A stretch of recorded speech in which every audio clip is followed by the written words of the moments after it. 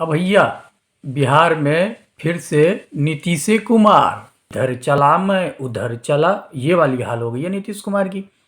एक विचारधारा के साथ रहो, एक सोच के साथ रहो। इसका मतलब नीतीश कुमार में कुछ तो जान है, कुछ तो बात है कि सब नीतीश कुमार को लेना चाह रहे हैं।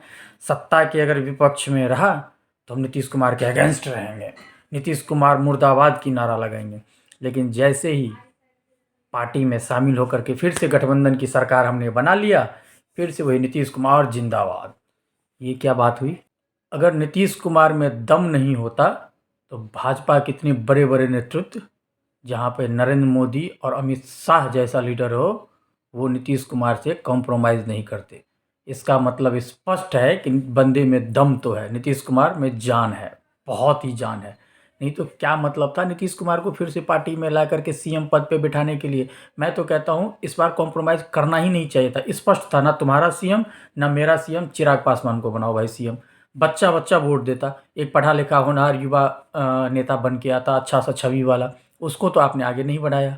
फिर से नीतीश कुमार को कुर्सी पे बैठा दिया। यार कब तक इस एज पे पहुंच गया नीतीश कुमार? अब तो कम से कम विश्राम दे करके दूसरे को बिठा दो यार, हद हो गई है। सिर्फ कुर्सी बचाने के लिए इनका नाम नीतीश कुमार नहीं, कुर्सी कुमार होना चाहिए।